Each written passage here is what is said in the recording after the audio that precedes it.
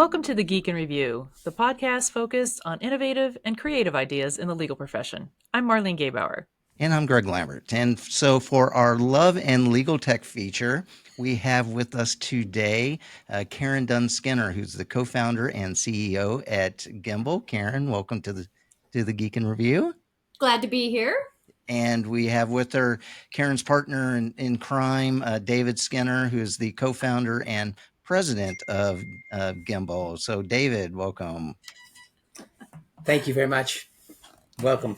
Nice to be here. You even had a chime to introduce I David. was just thinking, So this is what happens when you work together Yeah, and you our are, son, this sorry. fits in well. That is one of our children and they have an override. And so we always have to warn them. This is something to remember when you work with your spouse. You have to warn them not to contact you during podcasts or anything. Oh, does that actually work? I was going to No, say. but I'm going to try. That does not work for me. He's 26, so he should get it. Hey, hope springs eternal. Yeah. I have a few more years from that, but All right, I just maybe someday. I can hope. Okay. And that's So Karen and David, tell us a little bit about what you do at Gimbal and maybe kind of what you did before that kind of got you each to Gimbal. Okay. So it's funny because when we were invited to come on and talk about love and legal tech, my first question was, we don't really do legal tech specifically, but we use legal tech all the time and talk to our clients about it all the time. We use the legal tech very loosely. Yeah, we're very loose on this. So what we do is we help lawyers build practices that they love that also give them time to build lives that they love. We help people to be more productive, be more profitable without working as hard. And we really started the business because we had practiced law, both of us, for over 20 years in very large law firms. And I ended up in a solo practice and David in-house and, did a PhD partway through that. So there's a lot. We've been around, we've done different things in the legal profession for a long time. And one of the things that we found was there had to be a better way to do it because honestly, we don't very often meet unhappy ex-lawyers. And that tells you a lot about the profession. And so we thought there has to be a better way to do it. So we looked around, we looked at different ways of looking at the practice, looking at the delivery of legal services. And we hit on eventually in like 2011, 2012, on this idea of could we adapt Lean and Lean Six Sigma to the practice of law? And that's kind of what brought us in. And we looked at what Seyfarth was doing. We looked at what a Canadian law firm, BLG, was doing. And we were friends with one of the partners at BLG who said, this is really working for us. So we started really thinking about how we could adapt that to the practice of law. And that's really what got us to start Gimbal. We did some training. I got a black belt in Lean Six Sigma. And over the years, we've just been adapting those strategies and others, but those approaches to streamlining the way that lawyers practice with a real focus on getting people to think about their work differently and think about their value differently so that they also value their lives. We get sucked in law a lot of times and it's hard to have the life that you want. David, anything to add to that? Not in particular. No, at its core, our focus is on helping people be as great at the business of law as they are at the practice of law. Most lawyers that you come across are really good at what they do, and they genuinely enjoy what they do. But the common refrain is almost always just way too busy to get the mission critical things that I need to get done in a regular day. So I sacrifice my evenings with my family. I sacrifice holiday weekends away. I sacrifice the kids' ballerina, ballet, and or soccer events. And that's just not the way it has to be. It really doesn't. And our focus is on helping people realize that through a clear focus and a clear plan towards efficiency and effectiveness, they can be more productive, they can be more profitable. And the end result of that is they end up with a huge amount more time to focus on the things that really matter. Whether, Greg, that happens to be getting more of the mission critical legal work done or getting out of Dodge and spending time business developing or spending time with your community, your church, whatever it happens to be, family. And that's the sort of lack of balance that or integration that people tend to have in the practice. It's sort of all in, nothing left over. And I think that's really unfortunate. So our mission really is to help people be as great at the business of law as they are at the practice of law and to have the time and freedom to enjoy their success doing other things that they love. So, Karen, I wanted to ask you about the black belt in Six Sigma. How many boards do you have to break to earn? I don't break boards. I make a lot of boards. I make a lot How many of Kanban Post-it notes boards. do you have to put on that board? Oh my God. So we have Post-it notes everywhere. And we were just on site with a client in Atlanta. Oh, there they are. Yeah, we were on site with a client in Atlanta all last week doing a huge process improvement project with their legal team and their commercial team and some sales folks and finance folks, really looking at their whole customer contracting process. And we used so many Post-it notes. And one guy walked into the room and he's like, I think the consulting business has maintained 3M and the Post-it business entirely for the last decade. And then he walked out again. and our response to that was, we wish we'd invested in 3M a long time ago because we could retire by now. Right? We use a lot of Post-it notes. Someone else looked at the wall and said, oh, this is totally overwhelming. There's too many colors. I'm leaving. Yeah. So yeah, we like Post-it notes. I'm keeping notes right now on a Post-it note. There, well done. So you guys have done a really good job of pulling the company together. Do you mind? Let's back up a little bit more. How did the two of you meet, and then how did that lead? I mean, did you guys work together before, or is this kind of the first time that you've done a joint operation? We've got a long story. So the long story short is we met in law school. I was in my third year, and Karen was an L1, a freshman in law school. And you gave away the last hot dog at the barbecue? I did. I gave it to Seems Stephen to be a Perry. sticking point still.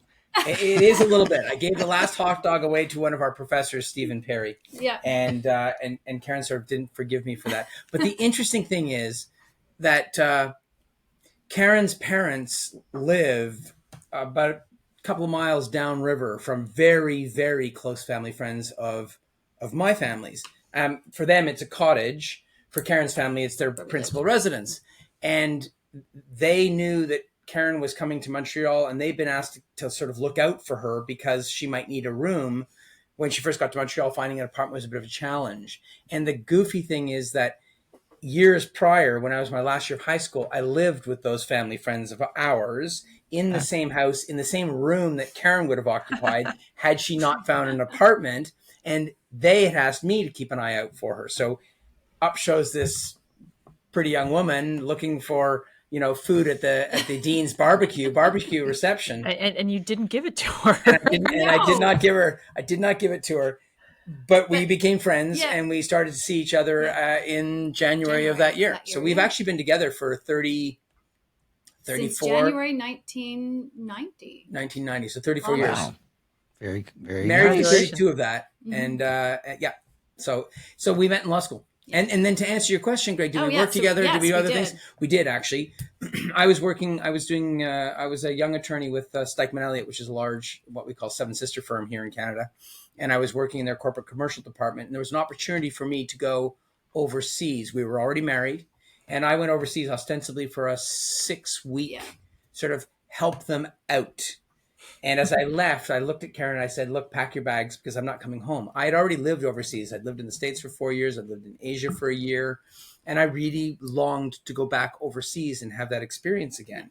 And so I packed my bags and headed off to Budapest, Hungary, ostensibly for 6 weeks, but with a plan. Yeah. My plan was to make myself indispensable and see if I could be offered a longer stay. Yeah.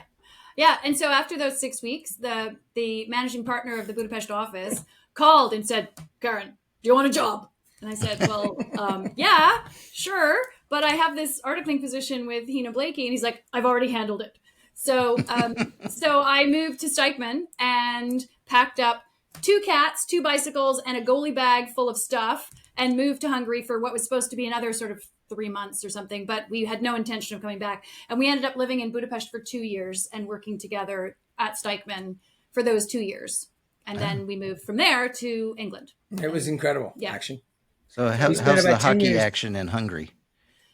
Non-existent, but it was just the the fact bag that I could find. Goalie bags are huge.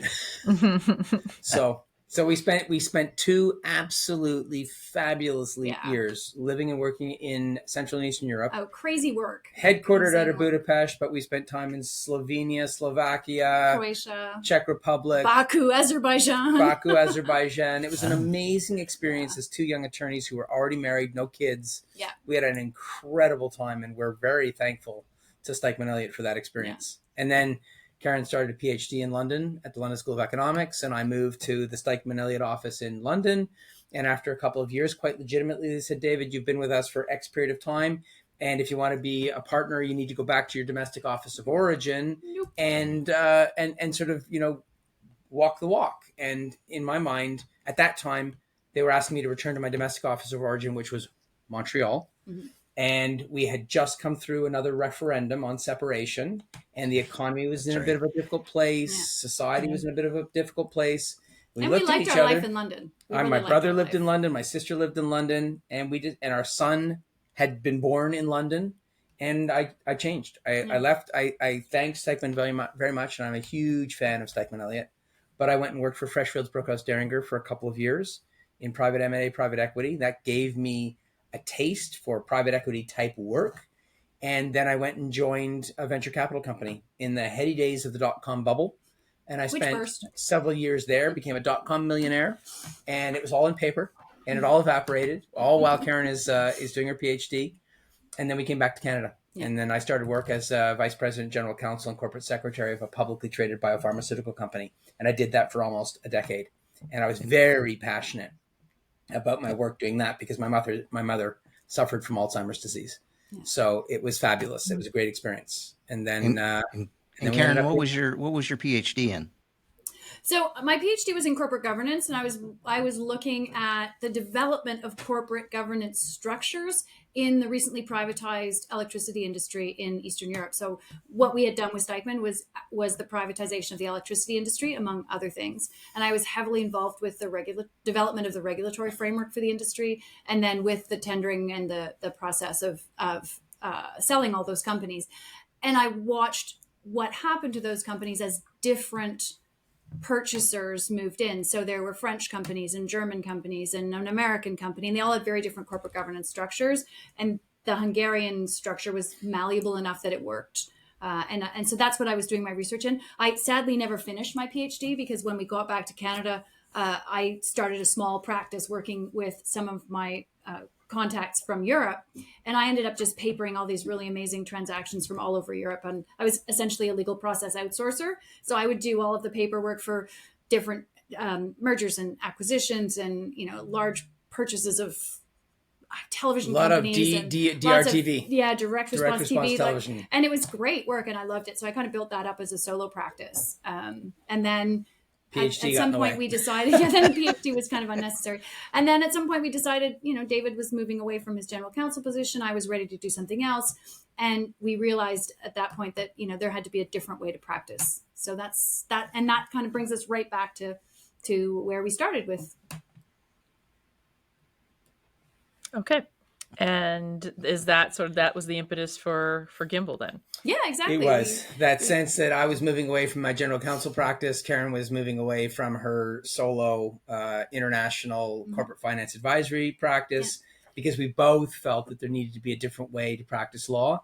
And we thought that we could be advocates for and instrumental in bringing a new approach, which is really a sort of a focus on overall organizational and operational efficiency with a focus on value, giving priority to value over what otherwise in a bill by the hour frame is often filled with inefficiency and waste.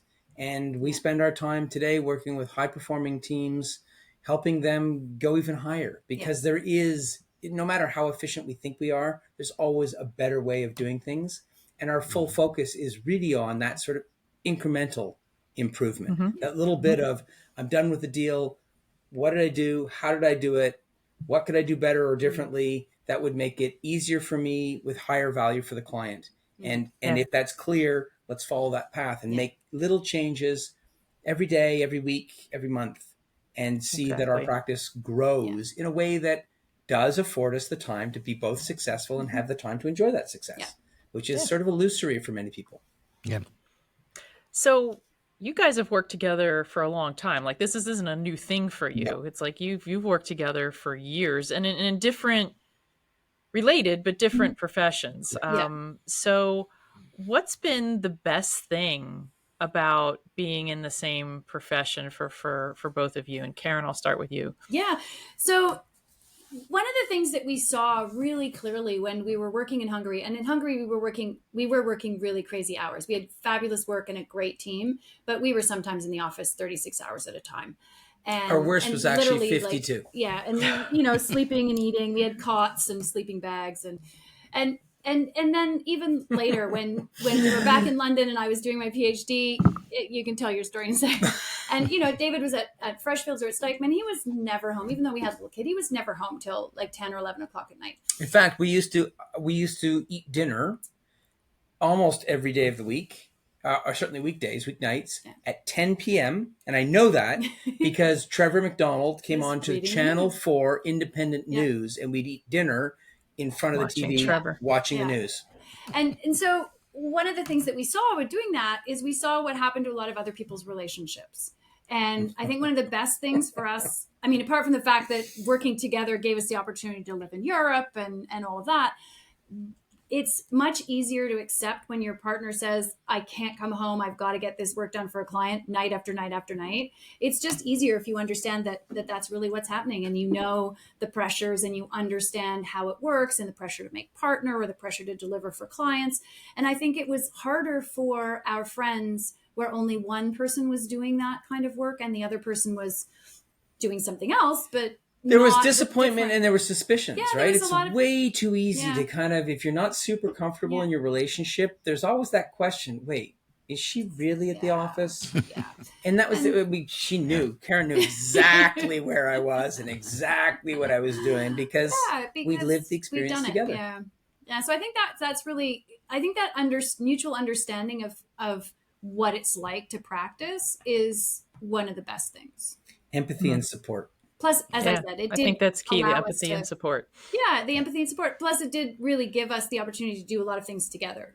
Even today, I mean, because it's, as you said, Marlene, it's been a long time that we've worked together. But since founding Gimbal, 12 years ago? 12 years ago, we've done a tremendous amount of travel, particularly pre-pandemic. 98% of our clients were in the US. And we were constantly traveling because there were large consulting engagements. And we would travel down for meetings and we'd be there for 2, 3, 4 days and then be back because we have a family. So we would have to come home and spend time with our family on weekends. And that was very important to us. But we got to travel all over the place. And again, funny stories, but I think it's challenging traveling on your own when you're away from your family. You don't have the support. You don't have someone to talk to. Well, back in the day, you would have spoken by phone and it would have cost you hundreds and hundreds of dollars for a telephone call long distance. Now it's easy on FaceTime and the like. But still, I think traveling alone can be very lonely. And when we travel together, we sit in restaurants with other business people and we look around and we see how many people are sitting alone. Now, the flip side is, because we're together 24 hours a day, we go to a restaurant for dinner, we sit down and we look at the menu, we order dinner, and then immediately both pull out our phones. And we spend all our time. We try not to talk business, but we usually do. We spend all of our time staring at our phones, and we're confident that everybody around us, including the waiters, think we are the worst, boring couple ever, that we're pathetic. And it's only when we explain to the waiter at haute voix, so everybody around can kind of hear, we're married, we work together, and we've been up working together since 5 o'clock in the morning, and this is our first chance to catch up with some private time. And so that's why we sit opposite each other at dinner when we're away and we don't actually talk. But we go out for walks in the evening. We get to explore all sorts of places. And we don't have to do it alone. Exactly. Yeah. Well, I mean, other than embedding an air tag on each other so that you know exactly where you are, has there been any other challenges that you run into working in the same profession, especially working in the same business? Well, Well, there are always challenges when you work with your spouse, especially when we were doing a lot of traveling. COVID was a blessing in a way because we were, I mean, that sounds awful to say, and No, I shouldn't I say know it what you that mean. way, but Silver there was a lining. silver lining, which Okay. is that we really developed the remote versions of everything that we do. Because when we were traveling, we have 2 children, they're 10 years apart. And so we had a little one still at home when we were doing a lot of that traveling. And that made it hard. And so when you're both in the same profession, you don't have that person, you don't have anybody to be the backup at home when you're both really busy or when you're both really stressed. And that's another part of it. If you're working really hard on something, or if you're, in the juice and you've just got a ton of stuff to do, or things are not going smoothly, when you're both in it together, you don't have any sort of downtime. And you don't have that downtime at home because you're always thinking about it and your partner's there. Like you mentioned, Greg, at dinner, are you talking business? It's really hard to turn off, right? Yeah. We make a conscious effort to do things with our kids and to spend time on things that we love and our own hobbies and things, but it's hard to turn off when you're with your partner and your business partner and thinking about work all the time. Have there been things that you learned during the pandemic, or at least during the lockdown, that you've been able to continue as travel 100%. restrictions? 100%. We pivoted our business massively. We used to be, again, 95% in person for everything we did, whether we were teaching a course or it didn't matter. We were in person. And the pandemic taught us and everybody else that you don't have to be in person. You can still be, if you're creative, you can still be very effective. And we took all of our courses that we taught live in person and we recorded them. Yeah. So we have a compendium of different courses that are available online asynchronously. So you can sign up and watch it when you want. And the great thing is you can listen to us talk at double speed. We sound better like the chipmunks than we do in this fashion. So we pivoted in a sense that we took all of our course content and brought it online. What we also did is really develop the coaching part of our business. Right. So it allowed us to do a lot more one-on-one. We now have a group coaching program called Practice Accelerator, where we have 2 different cohorts, a Tuesday group and a Thursday group. And so those we've built out. And then we also have one-to-one coaching. And again, we've built that out. And because we've been able to do what we do remotely using some good technology. So we use Zoom, we use Miro, we can do all kinds of process mapping and process improvement and streamlining using our remote tools. And that's been great because it's actually opened us up to a market that we really enjoy working in, which is the smaller firms. We've done a lot with like AmLaw 100 firms and the Seven Sisters in Canada. And that's great.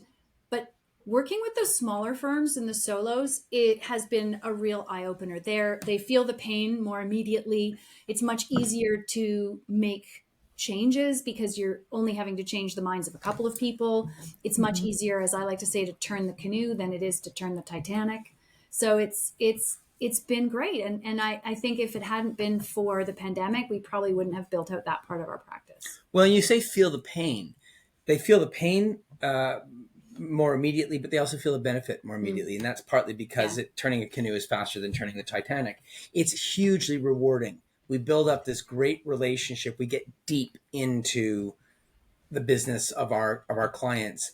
And someone, more than one person, refers to us as their regular therapy session because it's not just talking about the business of law. It's talking about what motivates them in life. Where are they trying to get to, right? What's the destination? What journey are they on? And when they understand where they want their life to be in, say, 3 to 5 years, we're not huge advocates in saying 10 to 15 years because in 2024, the world changes, the economy changes, circumstance change faster than ever before. So we pull back from a strategic perspective and just say, listen, Greg, Marlene, where do you want to be in 3 to 5 years' time? When you understand where you want to be personally in your relationship with your kids, your family, your community, then you can start to say, well, then what do I have to accomplish in my business to enable me to achieve the goals I have in my personal life?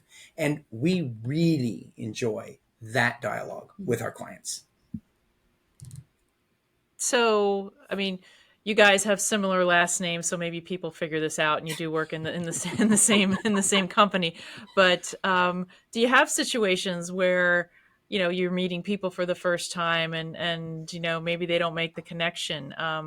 What kind of reaction do you get when you tell others you work in the same company? It's really funny. A lot of people don't, and then they'll be kind of halfway through a workshop with us, or they'll be we'll be like on day 2 of a week-long process improvement engagement, and they'll be like, wait a minute, light are bulb you guys goes off. married to each other?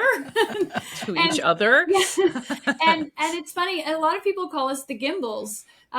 Once they find that out, or they do realize that we're a couple, and then they're like, yeah, we'll bring in the Gimbals. We're going to get the Gimbals to help us out, not the Skinners. So now it's become your company and your last name. Very good. Exactly. So it's funny.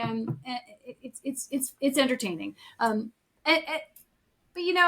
it's fine. We are happy with the decisions that we've made about building the business and about working together, and it's given us a lot of freedom to. We work like crazy because, when you're entrepreneurs, you work hard, but it's given us a lot of freedom too. And I wouldn't change it. It's, it's not always easy to work with your spouse because, like David mentioned, we're together all the time, and it's hard to turn off, and it's hard to not talk about work when you're sitting there with your kids. And it's hard to kind of get time away. But on the other hand, it's given us a lot of freedom. We really are able to resolve a lot of issues because we've had 34 years of resolving issues and, getting over disagreements. And so nothing really sticks. So I think it's alleviated a lot of some of the politics that I've experienced in other offices that I just don't want to deal with and don't have to deal with because I just don't have to because I'm with my partner. And we know each other incredibly well. Yeah. Obviously, we've been together for 33, 34, almost 35 years. And some people find it off-putting because we'll be up walking around a room, talking, engaging, teaching, and we'll interrupt each other. It's not that we're interrupting each other, it's that we're completing each other's thoughts because we've done it so often and we know what each other thinks. Often we both open our mouths and we say the exact same thing completely unprompted. It's kind of goofy.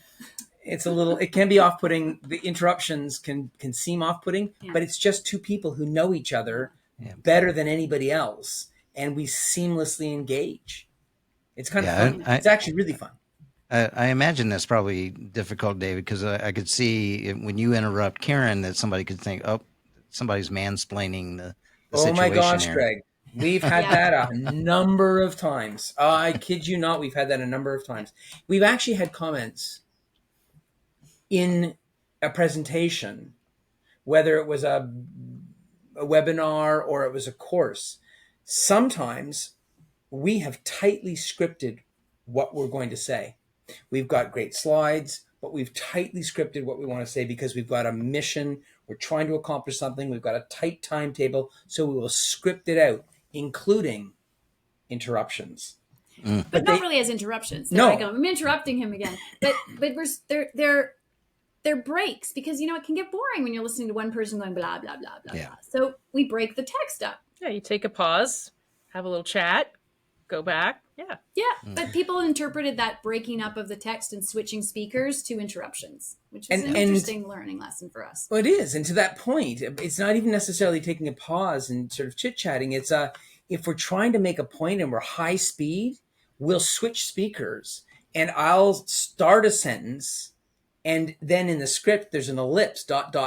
And Karen knows that's her cue to jump right in and leave no gap. So it sounds like she's interrupting me, and we've been called out on it. People say we don't like, David sounds like he's interrupting Karen. What they don't realize is it's tightly scripted. Yeah. And the goal is to keep it dynamic and interactive and change it up constantly because there's nothing worse than listening to one talking head at the front. So now we know. Now everybody knows. Okay. Well, we do it differently now, though, because what do? We get feedback and we make incremental improvements because we're process improvement people. So now we have slides where we do many more slides where we have much shorter content, and we frequently just switch speakers when we switch slides, and that avoids that problem. So there you go, process improvement in action. How do you guys, and I imagine this involves, again, some more sticky notes on the wall, but, as things change, or you need to, you've got a new situation that you may not both come to an immediate agreement on. How do you handle a situation where you need to do something and you may not be on the same page? How do you guys work that out? Well, we're actually in the middle of a renovation right now. So let me tell you about not being on the same page. I can see that. So, but we have a house, and that house is going to get renovated, and we're going to compromise. I mean, you go ahead, because you were going to say something. Well, I was going to take it in a slightly different direction. That is to say that we actually find the difference of opinion is a strength. If we're presenting to clients, whether it's in a Zoom call, coaching call, and it's people that we don't know terribly well, we're pretty quick out of the gate to say, you know what? This is what it's like working with us. You may think we're interrupting each other, and sometimes we do. Sometimes we fill in each other's words. And also note, we will not always agree. So someone will ask a question. I'll say, I'd like to go first, and I'm going to give you my thoughts, but I'm pretty confident Karen's going to say something very different. You can put it in the brain and scramble it around and decide what you think is right. But after 34 years together, we do not agree on everything, and that's actually a strength. And people are like, okay, go with it. So it happens. We don't agree. I'll say something standing up in a room full of 40 people, and I'll say A, B, C, and Karen will say, you know what? I disagree. And here's why. And that's okay, because then we can engage each other in a conversation with the clients, and they get the benefit of two different views, sometimes three or four, because we're lawyers, and every lawyer has multiple positions on any one given point. Yeah. And that's okay. And people accept it, and they move on. I don't think we've ever had like a major disagreement in a professional context or anything, or really anything. We don't fight. That's good. It is good. It works. So you guys have touched a little bit about like how you guys do your work-life integration. I'm wondering if you have like best practices in that regard that you guys actually do to kind of keep that integration balanced.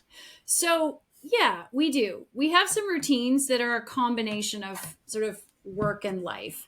The first is that we have a morning meeting every single morning. And in that morning meeting, we do a couple of things. We talk about what's coming up for the day. And that includes what's coming up for the day in our personal life. Do we have to shop? Whatever we need to do, whatever. And it also includes, what's on the calendar, what do we have to prep for, and all of that.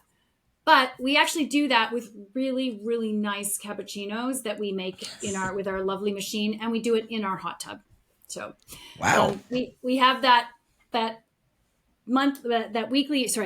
daily meeting, our daily meeting every day in the hot tub. So it's very relaxing. It's very personal to just the two of us, and we talk a little bit about work and we talk a little bit about life.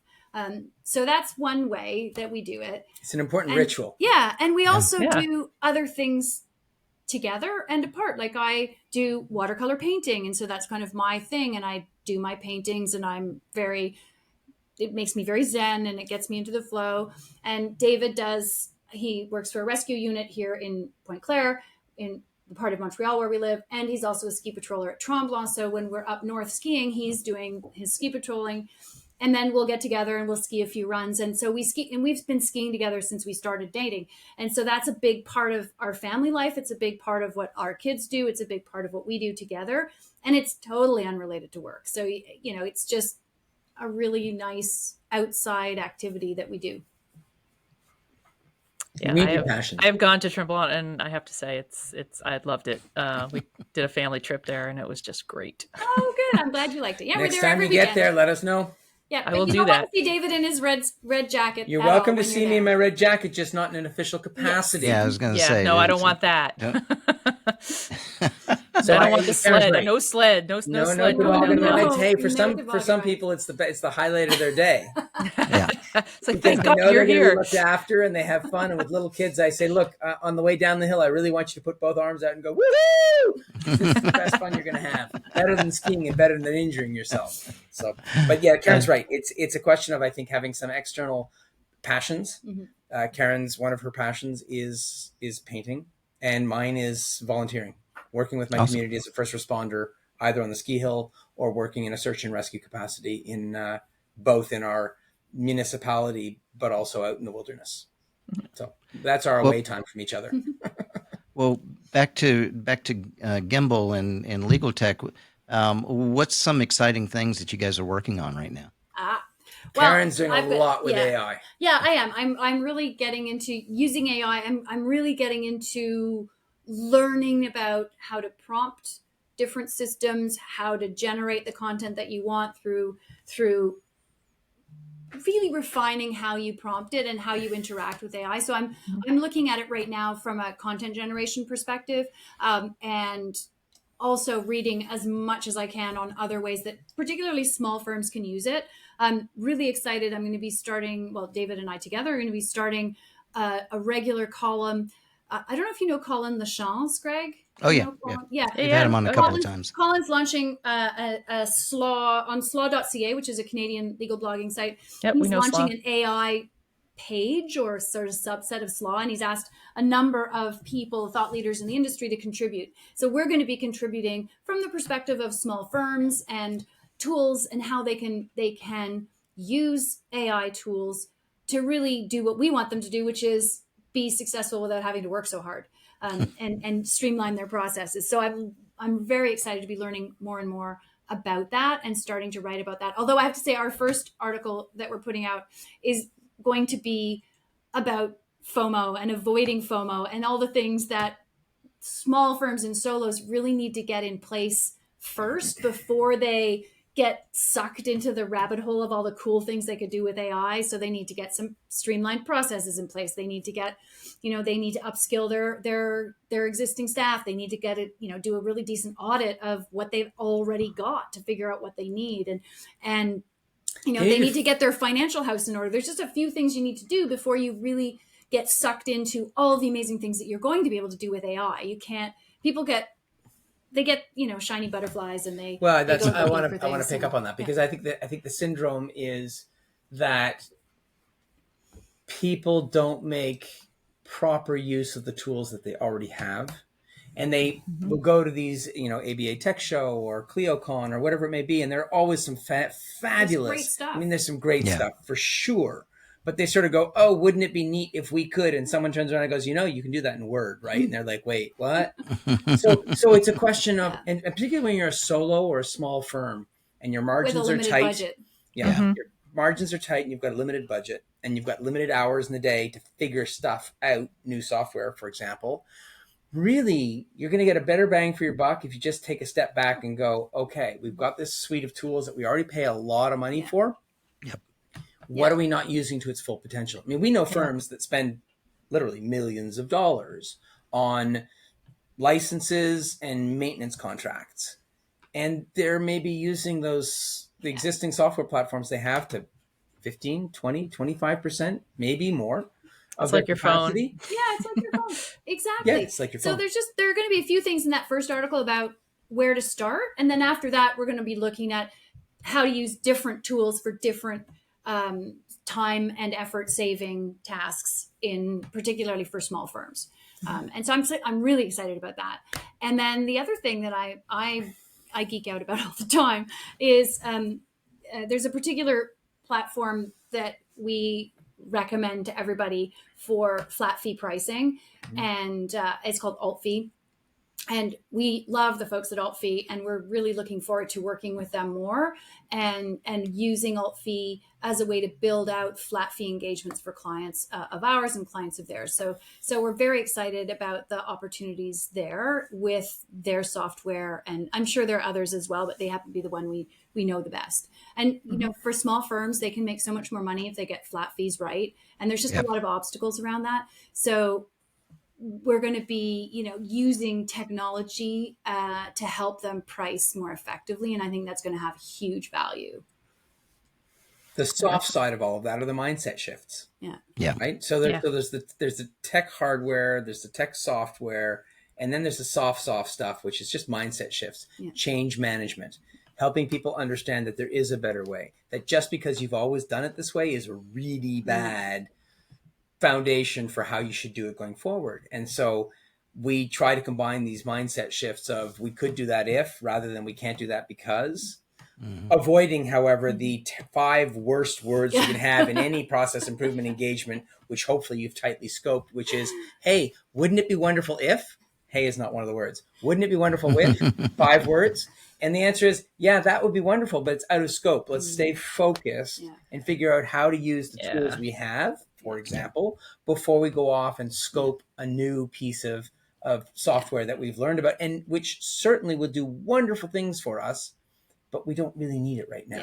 We've got to get our house in order, as Karen says, first. And then really it's like there's so much you can do with technology, and every day there's something new that comes across our desk, or there's a vendor that reaches out to us that has a solution that looks amazing. And it's just figuring out the right fit for those with our clients, with other small firms. It's got to be software that you're going to use. It's got to be software that's fit for the purpose you want to put it to. And it's got to take your existing process and make it better. Because often people will just buy technology and they won't necessarily have thought about the underlying process, and the technology doesn't solve the problem. So, we like to get their house in order, as David said. We like to get those processes in place and then find the right technology that really makes a difference for them. So we have reached the point in the podcast where we normally ask our crystal ball question, but we're calling this the Valentine question. And so what advice would each of you give to another couple who are considering working in the same field or in the same business? You want to go first? You want me to go first? I'll go first. This is one of those where they're not going to agree, right? And you know what? That's okay. I guess that's it. Like that's the key piece of advice is you don't have to agree. And just because you don't agree doesn't mean you can't do something really fantastic together. And you're never going to be, nobody's ever going to be perfectly aligned. And you just have to kind of go with it. I mean, if you want to start and work together in business, you just have to be really willing to go with the flow. When it's your partner, I do think there are some complications, but then there are some things that are easier. If you have if you have really good conflict resolution strategies in your relationship, if your relationship generally has low levels of conflict and you are really good at resolving problems when they arise with your partner, you'll be fine in the business.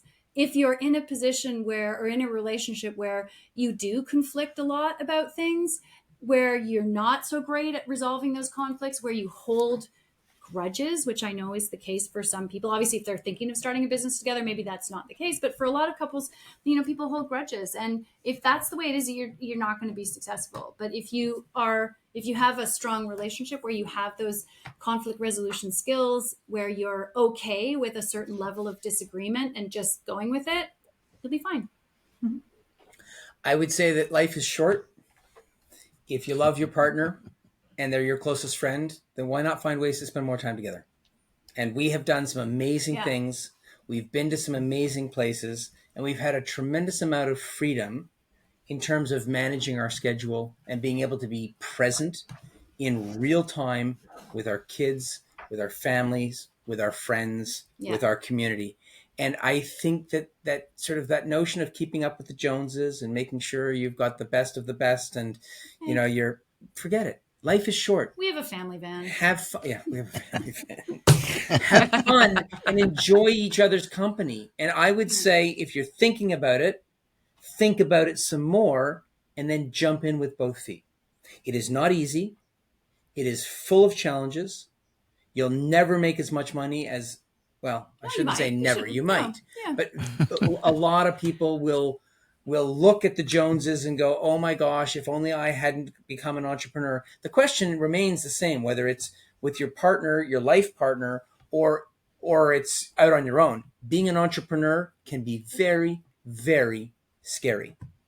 Yep. And if you're in it with your partner, then you have less of a safety net. Today's reality is that most couples, both people work. So there's a bit of a safety net. One person can go off and follow their passion while the other one holds down the fort.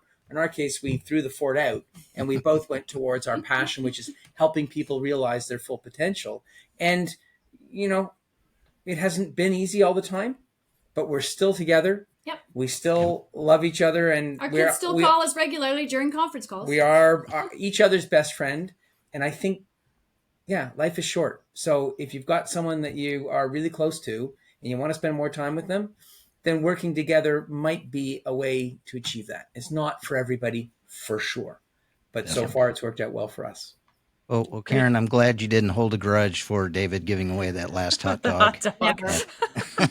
in law school. So, well, Karen and David Skinner, thank you very much for coming on the Geek and Review and sharing your love and legal tech story. It's been a pleasure. Yeah, it's Thank been you. great fun. And I will note all the cool people have a family minivan, right, Greg? Yep, absolutely. Does your minivan have Wi-Fi? No. No, it is No. not. No. But Yeah, who needs that- Wi-Fi when you've got a phone, Yeah. That's true. That's true. right? That's I mean, true. having Wi-Fi in my van would not help anybody. It would just be one more Wi-Fi to pay for. Oh my goodness, don't get me started. And thank you to all of our listeners for taking the time to listen to the Geek and Review podcast. If you enjoyed the show, share it with a colleague. We'd love to hear from you, so reach out to us on social media. I can be found on LinkedIn or on X at Gebauer M, and on Threads at mgebauer66. And I can be reached on LinkedIn and on X at Lambert and on Threads at Lambert Pod. David and Karen, if someone wants to learn more about you or about Gimbal, where would they go look? Oh, well, you can find out all about Gimbal at gimbalconsulting.com. And you can find me on LinkedIn, Karen Dunn Skinner. And I used to be on X, but I'm not there anymore. And but you can find me on Threads from time to time and on Instagram. And again, it's just, I think Instagram's Karen Skinner. And you'll see all my paintings there too. Oh, nice. You can get a hold of me on LinkedIn, David Skinner, maybe David F. David Skinner. F. Skinner. And on Instagram, also David F. Skinner. I'm not on Facebook, never have been, never will be. And I gave up X when it became X. So that's how to get a hold of us. Yeah. Gimbalconsulting.com, and the rest is there. Awesome. Awesome.